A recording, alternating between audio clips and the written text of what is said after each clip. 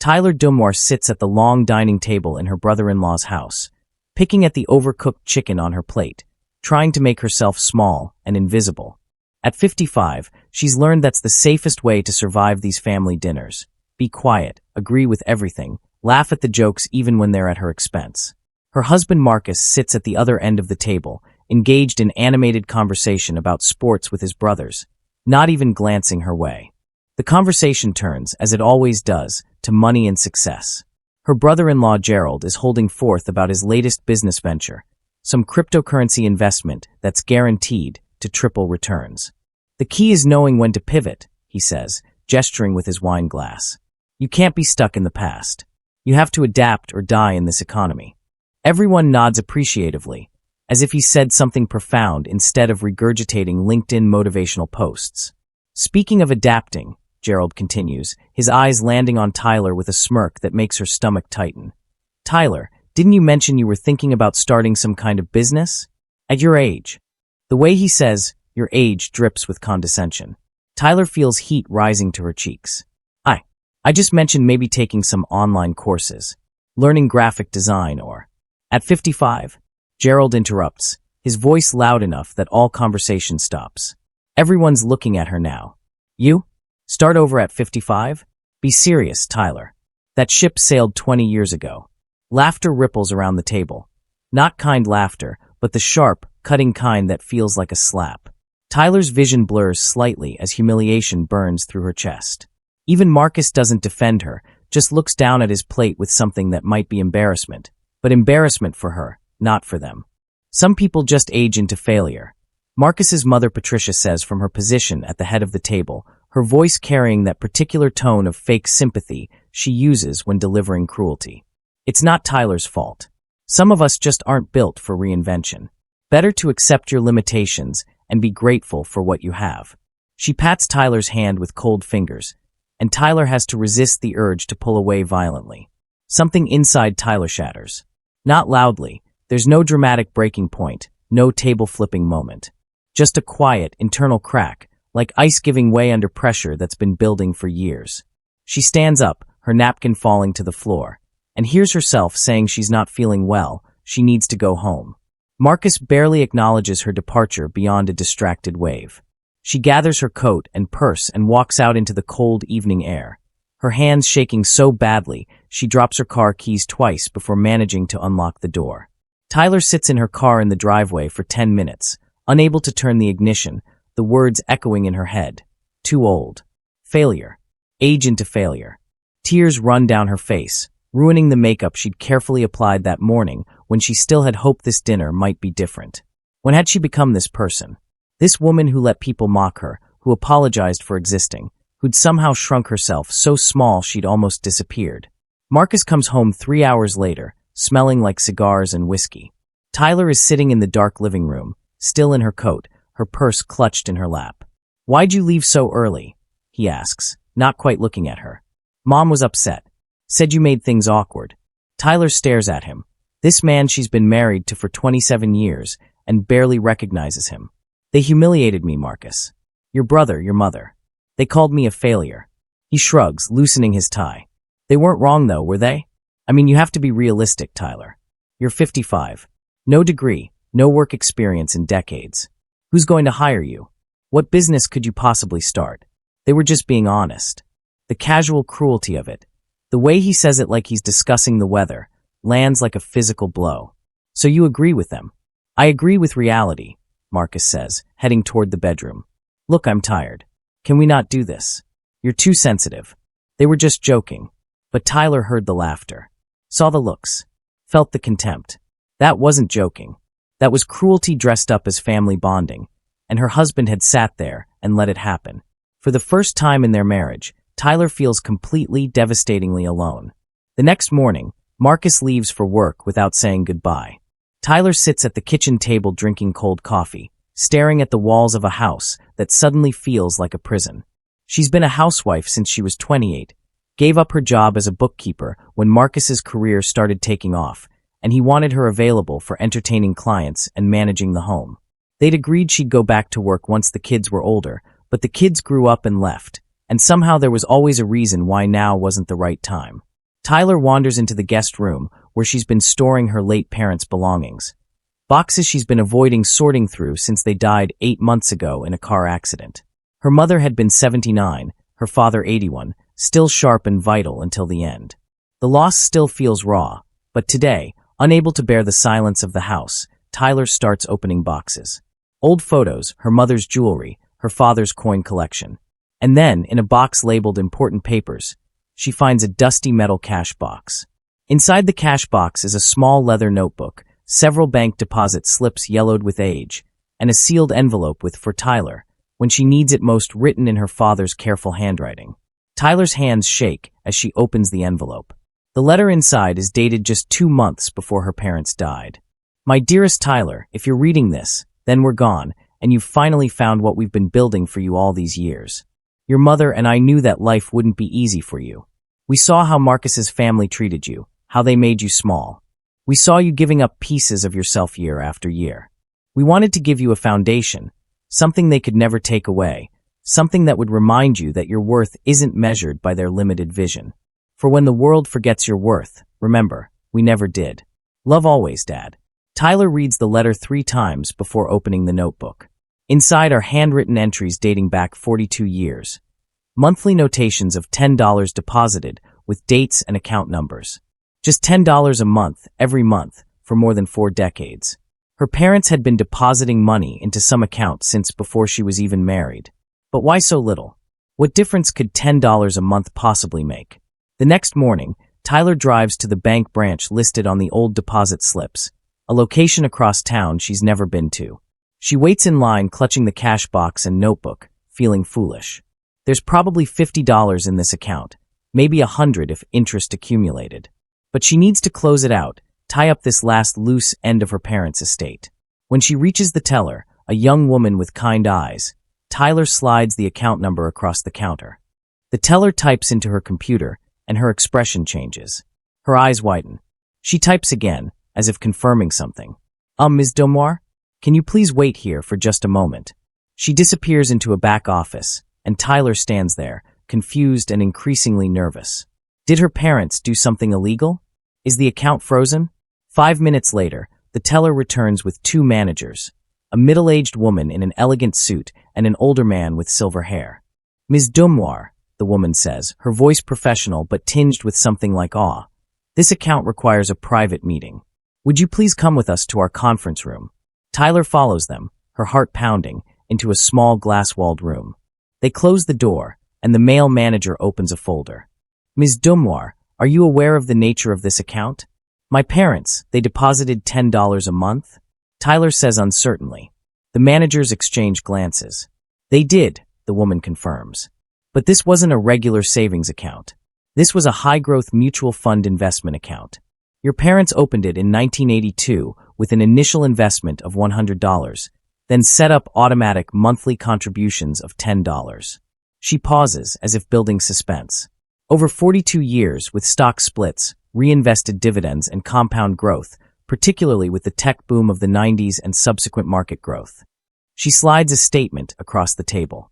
Tyler stares at the number at the bottom, then stares again because her brain can't process it.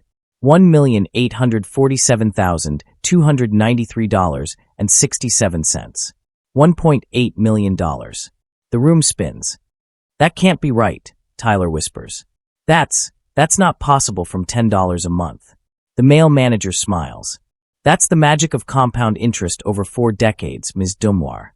Your parents were incredibly smart. They picked a diversified fund, never touched the money, let it reinvest. It's all yours." Tyler Domoir, the woman who was told last night she's too old to start over, that she's aged into failure, that she should accept her limitations, is a millionaire. The hysterical laughter that bubbles up surprises even her.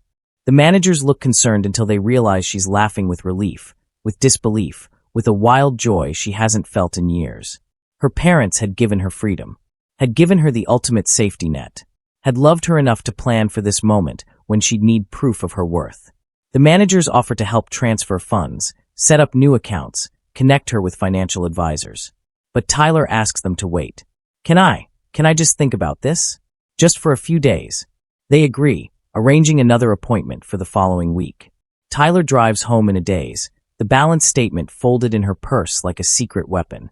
She pulls into her driveway and just sits there, windows down, feeling the autumn air, letting the reality wash over her. She has money. Real money.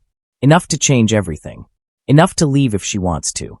Enough to prove every single person who doubted her catastrophically wrong. That evening, Marcus complains about bills over dinner. We need to cut back somewhere. Maybe cancel your book club membership? You're not even using it. Tyler looks at him, really looks at him, and sees a stranger. A man who never defended her, who let his family humiliate her, who called her dead weight last week during an argument. Actually, Tyler says calmly, I was thinking I might start spending more on myself. Maybe take some classes. Travel a bit. Marcus laughs without humor. With what money? Tyler, we've been over this. My salary covers our basics, but we don't have extra for your midlife crisis hobbies. Maybe ask my mom for advice on budgeting. The suggestion makes Tyler's blood boil. Ask his mother, the woman who called her a failure, for financial advice. I'll figure it out, she says, and leaves the table before she says something she can't take back. The next family dinner invitation comes via text from Patricia. Tyler stares at it for a long moment, then types a reply. I won't be attending family dinners anymore. Marcus is furious when he finds out. You're being ridiculous. Oversensitive. They were joking, Tyler. You're making this awkward for everyone. For the first time in 27 years of marriage, Tyler doesn't apologize, doesn't backpedal, doesn't try to smooth things over. She just walks away. Patricia shows up at the house the following afternoon, letting herself in with the key Marcus gave her years ago. A key Tyler had repeatedly asked him to take back. We need to talk about your behavior, Patricia says, standing in Tyler's living room like she owns it. You embarrassed the family with your emotional breakdown at dinner. Gerald and the others are concerned about your mental state. Tyler stands up from where she'd been reading on the couch, and something in her posture makes Patricia hesitate. You humiliated me, Tyler says, her voice steady and cold. You called me a failure. You mocked me for wanting to improve my life. And now you're in my house, uninvited, telling me I'm the problem. Patricia's face twists with surprise. She's not used to Tyler fighting back. I'm simply saying you need to apologize. You're being selfish and dramatic. Get out, Tyler says, and leave your key on the table. Patricia sputters, threatens to tell Marcus about this. But Tyler just holds the door open until her mother-in-law leaves, face flushed with indignation. Tyler locks the door behind her and leans against it, heart racing, a smile spreading across her face. That felt incredible. That night, Tyler reads deeper into her mother's notebook. Between the deposit notations are occasional notes in her mother's handwriting. One from 15 years ago catches Tyler's eye. Tyler is disappearing into that family. I see her getting smaller at every gathering. This money is for when she remembers she deserves more. Another from just 5 years ago. When they tell you you're too old, that's when you'll rise. Age isn't the end, baby. It's freedom from caring what small people think. Her mother had seen it all. Had watched Tyler shrink herself, had known what was coming, had prepared for this exact moment. The gift wasn't just money. It was permission. Permission to leave, to start over, to choose herself for the first time in decades. Tyler wipes away tears and opens her laptop. She starts researching financial advisors, divorce attorneys, investment opportunities, places to live. She maps out a future that belongs only to her. The next morning, Tyler meets with a financial advisor named Claire Morrison, a woman in her 60s who radiates competence and warmth. Tyler explains her situation, the account, her marriage, her need for discretion. Claire reviews the account details and looks at Tyler with respect. Ms. Dumoir, you have approximately $1.8 million. Conservatively invested, that generates roughly $70,000 annually without touching the principal. You don't need your husband's income. At all. You could live comfortably for the rest of your life on your own. The words are liberating and terrifying in equal measure. Claire continues. My suggestion? Open a private account in your name only, transfer the bulk of funds there, and consult with a divorce attorney before your husband learns about this money. In many states, inherited money isn't community property, but you want to protect yourself legally. Tyler nods, feeling like she's finally waking up after a 27-year sleep. That evening, Marcus calls her dead weight during an argument about her not attending his office party. I can't keep making excuses for why my wife doesn't want to socialize. You're becoming a burden, Tyler. Honestly, what do you even contribute anymore? The words that once would have devastated her now just crystallize her resolve. She looks at this man who's supposed to love her and sees only a barrier to the life she deserves. You're right, she says quietly. I should contribute more. To myself. Over the next 2 weeks, Tyler methodically builds her exit. She opens a private bank account at a different institution. She transfers the inheritance funds, working with Claire to set up conservative investments that will provide steady income. She consults with a divorce attorney, a sharp woman named Rebecca Chun who listens to her story and says, "You are in a much stronger position than you think. And more importantly, you deserve so much better than how you've been treated." Marcus notices the bank visits.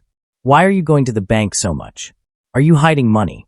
He laughs as he says it, as if the idea is absurd.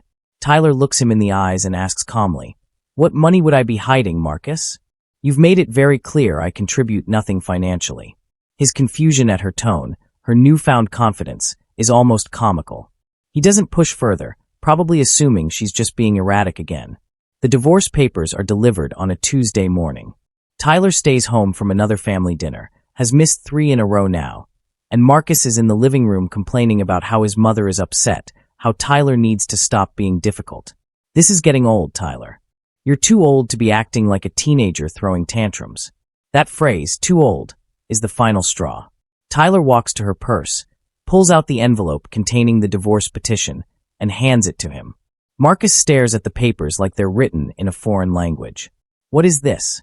Tyler sits down across from him, her hands steady. "Divorce papers. I'm leaving you, Marcus. I'm done being treated like I'm worthless. Done being mocked by your family while you sit silent. Done making myself small so you can feel big. I'm 55 years old, and apparently that's too old to start over, but I'm going to prove everyone wrong." The color drains from his face. "Tyler, you're overreacting. You can't survive on your own. You have no income, no career, no savings. This is insane. You need me." The presumption in those words, the absolute certainty that she's helpless without him, would have crushed her a month ago. Now it just makes her sad for all the years she wasted believing it. "I don't need you," she says simply. "I never really did. I just thought I did." There's a difference. His family calls within hours. Apparently Marcus phoned them in a panic. Patricia's voice on Tyler's voicemail is shrill with outrage. "You are destroying my son's life. After everything this family has done for you. You ungrateful, selfish woman. Call me immediately." Tyler deletes the message without responding. Gerald texts, surprisingly contrite. "Look, maybe we were too hard on you at dinner. Let's all sit down and talk this through. Divorce is extreme." Tyler doesn't reply. Let them scramble. Let them wonder. Let them feel what it's like when someone they thought they controlled suddenly has power. The divorce hearing 3 months later is everything Tyler hoped it would be. Marcus's attorney, his brother Gerald, who agreed to represent him to keep it in the family, spends his opening statement painting Tyler as financially helpless, a woman who contributed nothing to the marriage's financial success, and who deserves minimal support given her lack of economic participation. Tyler watches from her seat, feeling nothing but pity for how badly they've miscalculated.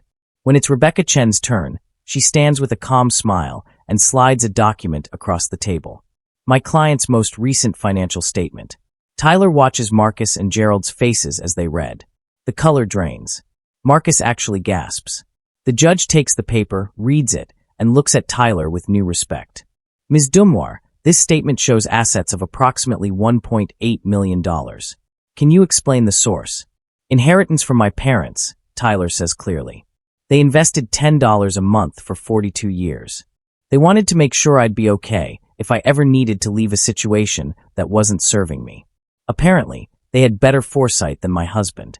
The room is silent except for Gerald frantically whispering to Marcus. Patricia, sitting in the gallery, looks like she's swallowed glass.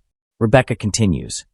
"Given that Ms. Dumoir's assets far exceed Mr. Dumoir's, and given the documentation we've provided of consistent emotional abuse and financial control during the marriage, my client is requesting no alimony, no division of her inheritance, and full independence. She wants nothing from Mr. Dumoir except her freedom." The judge looks at Marcus. "Do you contest any of this?" Marcus seems incapable of speech. Finally, he manages. I didn't know. She never told me about the money. Tyler speaks up, her voice steady. You never asked about my parents' estate. You assumed, like you assumed about everything else, that I had nothing of value to offer. You were wrong. The divorce is finalized that day. Tyler's inheritance protected, her freedom secured, her new life officially beginning. Tyler buys a small cottage by the coast in Maine, something she's dreamed of since she was a girl but never thought possible. It's a 2-bedroom with windows overlooking the ocean, a small garden she can tend, and a sunroom perfect for reading. It costs $380,000, leaving her with more than enough to live comfortably while she figures out what she wants to do with the rest of her life. The day she moves in, she stands on her porch watching the waves and cries, not from sadness but from overwhelming relief and joy. She enrolls in an online graphic design course, the thing Gerald mocked her for wanting at that dinner. She discovers she's actually quite good at it, her bookkeeping background giving her an eye for clean layouts and organized information. Within 6 months, she's taking on small freelance projects. Within a year, she has regular clients and a portfolio she's proud of. Not because she needs the money, but because she needs the purpose, the creativity, the proof that she was never too old to learn something new. Tyler also volunteers at a women's shelter 2 days a week, helping women leaving abusive situations navigate financial independence. She shares her story, not to brag, but to show them that starting over is possible at any age, that they're not defined by the people who tried to diminish them. One woman, 62 and terrified of leaving her husband of 40 years, tells Tyler, "You give me hope that it's not too late." Tyler hugs her and says, "It's never too late. Never." A year after the divorce, Tyler runs into Marcus and Patricia at a cafe in Portland. She's there meeting a client. They're there for reasons she doesn't care to know. They look smaller somehow, diminished by bitterness and the consequences of their cruelty. Marcus is wearing a cheap suit, has put on weight, looks older than his 57 years. Patricia's usual imperious bearing is gone, replaced by something deflated and resentful. Marcus approaches her table hesitantly, while Patricia watches from their booth. "Tyler, you look good. Younger, even." It's true, Tyler knows it. The stress has left her face, replaced by something peaceful. She wears her gray hair long now instead of dyeing it. She dresses in comfortable clothes that make her happy instead of formal outfits chosen to please his family. She radiates contentment. "I heard you started a business," Marcus continues awkwardly. "Graphic design or something." That's good. I'm glad you're doing well." There's something in his voice, not quite regret, but maybe the beginning of understanding what he lost. Tyler looks at him with compassion, but no desire to resume anything. "I'm doing more than well, Marcus. I'm happy. Genuinely happy. Turns out, starting over isn't about age. It's about having the courage to choose yourself." He nods, looking like he wants to say more but can't find the words. Tyler gathers her laptop and portfolio, preparing to leave. "I hope you find happiness too, Marcus. Real happiness. The kind that doesn't require making other people feel small." She walks past their booth, and Patricia looks up with that familiar expression of contempt that once would have withered Tyler. Now it just bounces off, meaningless. 2 years after the divorce, Tyler sits in the sunroom of her cottage watching her goddaughter, the daughter of her friend from the women's shelter, play on the beach below. At 60, Tyler is painting, something she picked up 6 months ago when a neighbor offered free lessons. She's terrible at it, but she doesn't care. The joy is in the creation, not the perfection. Her graphic design business supports her comfortably, her investments grow steadily, and she's even started a small scholarship fund for women over 50 who want to return to education. Her phone rings. It's her daughter Sophie, calling from Seattle. "Mom, I'm so proud of you. I was telling my therapist about everything you've been through, and she said you're the epitome of resilience." Tyler smiles. Her children had been shocked by the divorce initially. Marcus had told them his version, painting Tyler as unstable, but they'd come around once they understood the full story. Both kids visit regularly now, having developed deeper relationships with their mother now that she's not hiding behind a mask of people-pleasing. "I'm proud of myself too," Tyler says, and means it. "Your grandparents gave me an incredible gift. Not just the money, but the reminder that I was worth investing in, even when I forgot it myself." After hanging up, Tyler pulls out the box containing her mother's notebook and her father's letter. She rereads them periodically, especially when she needs strength or perspective. Today she reads her mother's final entry, written just weeks before her death. Tyler will need this account someday. She'll need proof that she was always valuable, always capable, always enough. The world will try to convince her otherwise, that age diminishes worth, that women expire after a certain number, that starting over requires youth. But we know better. We've invested not just money but faith. $10 a month for 40 years. Small, consistent acts of love that compound into something powerful. That's what faith looks like. That's what real family does. We see you, Tyler. We've always seen you. Now see yourself. Tyler closes the notebook with tears streaming down her face. Happy tears, grateful tears. She walks out onto her porch and looks at the ocean stretching endlessly before her. At 60, she has friends who value her, clients who respect her, a home that's truly hers, and a future full of possibility. She has gray hair and wrinkles and a body that's no longer young. She also has peace, purpose, and the profound satisfaction of proving every doubter spectacularly wrong. That evening, Tyler hosts a dinner party.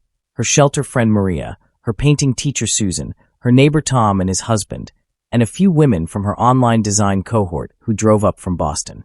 They eat lobster rolls and drink wine and laugh until their sides hurt. At one point, Maria raises her glass in a toast.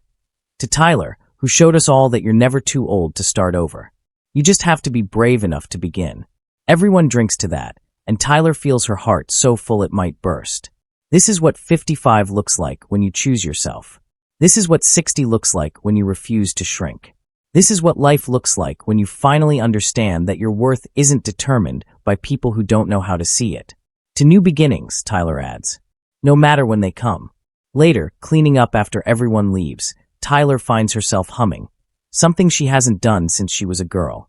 She catches her reflection in the window, a woman with silver hair and laugh lines, wearing a paint-stained shirt and genuine contentment. She looks exactly like someone who chose liberation over comfort, courage over compliance, herself over the opinions of people who never deserved the power she'd given them. Tyler picks up her phone and does something she's thought about for months, but has been nervous to try. She records a video about her story and posts it online with the caption, "They said I was too old to start over at 55. 2 years later, I'm a successful graphic designer, business owner, volunteer, and the happiest I've ever been. Age isn't a limit, it's a liberation. You're never too old to choose yourself. You're never too old to begin again. If you're reading this and doubting yourself, this is your sign. It's not too late. It's never too late." The video goes viral overnight. Thousands of comments from women sharing their own stories of starting over in their 50s, 60s, 70s, even 80s. Women thanking Tyler for the hope, the permission, the proof that their lives aren't over when society says they should disappear. Tyler reads through them with tears streaming down her face, understanding that her parents' gift has rippled far beyond her own liberation. They gave her freedom, and she's paying it forward by showing others what freedom can look like. One comment catches her eye, from a username she doesn't recognize. "I was at that dinner. I was Gerald's wife, and I stayed silent while they mocked you. I'm ashamed of that silence. But watching your story has given me the courage to leave my own situation. Thank you for showing us that starting over is possible. You're not just living well, you're showing us how to live at all." Tyler replies simply, "You're welcome. Now go live your life. Really live it. You deserve that." Then she closes her laptop, makes herself chamomile tea, and sits in her sunroom watching the moon rise over the ocean. She thinks about her parents, about the decade investment, about the faith they had in her when she had none in herself. She thinks about Gerald's sneer and Patricia's contempt and Marcus's betrayal. All of it necessary, she realizes now, to push her toward the life she was meant to have. "Thank you," she whispers to her parents, to the universe, to whatever force brought her through darkness into this light. "Thank you for never giving up on me, even when I gave up on myself." The ocean responds with its eternal rhythm, and Tyler sits there until the tea goes cold, feeling blessed and free and exactly where she's supposed to be. Not despite being 60, but because of it.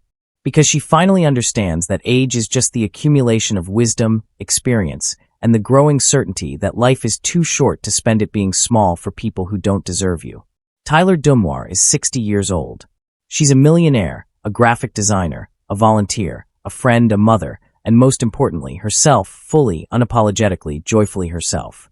And it turns out, that's the only thing she needed to be all along.